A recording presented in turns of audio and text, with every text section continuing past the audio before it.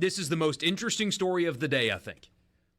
The Dallas Cowboys now are open, obviously. And next time we talk to Rob, by the way, I want to talk about something he said to me during the break, that if this does happen, the Titans trade back to give this team the number 1 pick so their new coach can draft his son. The Cowboys are open. They could not come to a deal with Mike McCarthy. And according to Jordan Schultz, and as confirmed by ESPN, Jerry Jones has spoken with Deion Sanders about the team's head coaching vacancy, and discussions are expected to continue regarding that possibility. Coach Prime is considered a top candidate, though the Cowboys plan to interview others as part of the process. Well, the first problem is what you just described. If the Cowboys get Deion and he's like, we have to draft my son number 1, man, the Titans are going to get like a Ricky Williams haul out of the Cowboys. They're going to get like 3 first-rounders and then like a couple of more. I mean, to go from 12th to 1st, you're going to have to give up more than is possibly worth. Again, we talked about this yesterday. Like, I'm the first one to tell you that Deion Sanders way exceeded my expectations for year 2 at Colorado, right? Had that team on the verge of the college football playoff. Really good football team. Looks like he's building something there, too. You know, he's got the players in place to replace. Yeah, it's going to be tough to replace Hunter because that's such a unique guy. But he's got a good quarterback in there. He's been recruiting well. They should be in good spot. I just don't know that what he likes to do, the way he likes to do business. You know, the transfer portal doesn't really exist in the NFL. They have real contracts there. You can't just go and pick and choose as you want. And free agency happens, but it's not the whole roster. And I don't think the NFL guys, the aura, the mystique of playing for Deion Sanders, it doesn't really exist in the NFL, I don't think. No, because all they care about is winning. That's the only thing that. Look winning at Andy Reid, you know? Yeah. So. Does Belichick have aura? Probably now with his 24-year-old girlfriend. But yeah, he has a little, yeah. But Andy Reid doesn't have aura. McVay might be the closest one to that. I mean, you know. Could you pick Nick Sirianni out of a group of 6? I could, only because, if I put 6 guys in Eagles gear in a lineup, you're going to tell me you're going to nail who Sirianni is? I might not. I might not. Dan Campbell, no aura, just football guy. It's football guy, so. But people are asking, will the Titans get Dak? I mean, you almost have to. I don't know. That's the thought is if the Cowboys hire Deion and you're the Titans, do you say, hey, you can have the number 1 pick and you can draft Shador? We are taking Dak Prescott. We're taking Dak and a pick and a couple of picks. A couple, but like a first as well. Yeah, well, I'm getting at least 1 first. Yeah. I don't know. Dak, the Titans. I don't know. If I'm the Titans, I do it. Absolutely, I do it. 100. Bird in the hand, 2 in the bush. I got to know what I'm getting on top of on top of Dak. I got to know what that package of picks is. I just don't know, man. You know what would be funny though? I'm not funny. It's not the right word. I feel because I don't have anything against Colorado fans, but boy, it would be like that episode of the last episode of Fresh Prince where he's just standing in the living room looking around. There's nothing in there. Yeah. Like, where did everybody go? Because you talk about hitting the transfer portal.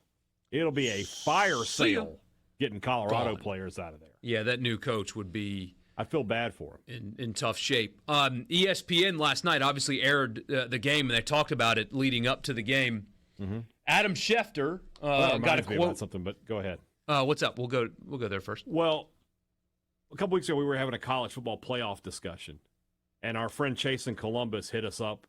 And, you know, he's not a big playoff expansion guy. And he was talking about that Lions-Vikings game where Campbell told O'Connell at midfield, hey, I'll see you in a couple weeks. See you in 2 weeks, yeah. And I said he's like, this game didn't have any meaning. And I was like, it has a lot of meaning if they can't beat the Rams. That's what happened. And that loss broke the Vikings. It broke and like Darnold went from, he's going to get a 7-year deal, $150 million to, nope. It's not totally his fault, but nope. Yeah, I mean, yeah. Deion quote to Adam Schefter last night. To hear from Jerry Jones is truly delightful, and it's intriguing. I love Jerry, and I believe in Jerry. After you hang up and process it and think about it, it's intriguing. But I love Boulder and everything there is about our team, the coaches, our student body, and the community. End quote. Too many people took that quote as a denial. that he is interested in the job or would not take it if offered. Yeah, he's not saying that at all. That is absolutely not what that quote is at all. Correct. That is as simple as every coaching statement that comes out during a time like this. Yes. I love my current job, but make me an offer is what he's actually saying here. Yes, correct. Correct. Well, so what then? What? Like, also, Kellen Moore apparently a big candidate for Dallas as well. Makes sense. He's been there, played there, coached there. Why would make sense. And this is I mentioned it the other day, but this is where Jerry screwed up badly because they cannot, by rule, enter the Ben Johnson sweepstakes. He's everybody's candidate number one. Mm-hmm. Absent Vrabel, he's already been hired by the Patriots. Mm-hmm. But everybody else wants Ben Johnson, the Lions offensive coordinator. Right. NFL rules are very strict, and if you break them, you get punished severely. You can only interview a candidate that is coaching in the playoffs on their bye week. And if they don't have a bye week, you cannot interview them. Everybody else got to talk to Ben Johnson and Aaron Glenn this past week. Right. The Cowboys did not because Mike McCarthy was still their coach. Mm-hmm. And so now Aaron Glenn and Ben Johnson got to hear the pitch, got to have the interview, got to have the conversations, and now they have things to think about. Would they be smart to wait for the Cowboys to talk to them as well? Absolutely.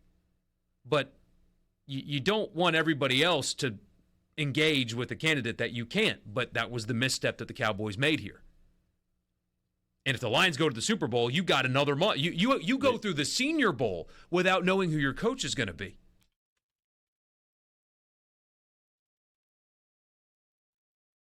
That was, I mean, I'm not surprised. That's a misstep. I'm not surprised that the Cowboys did that. You know, everything with the Cowboys comes back to Jerry Jones. Everything just comes back to him. You know, when you talk about the buck stops here, I mean, almost every problem the Cowboys have can be traced back to the fact that their owner he plays a bigger role than anybody else does as far as owners go.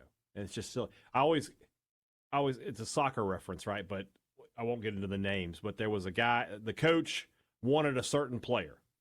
And the owner was like, why do we want him? We can get anybody. I have the money, blah, blah, blah. And the coach just said, pay and be silent. And that is how owners should be. Pay and be silent. Let your football people run your football team.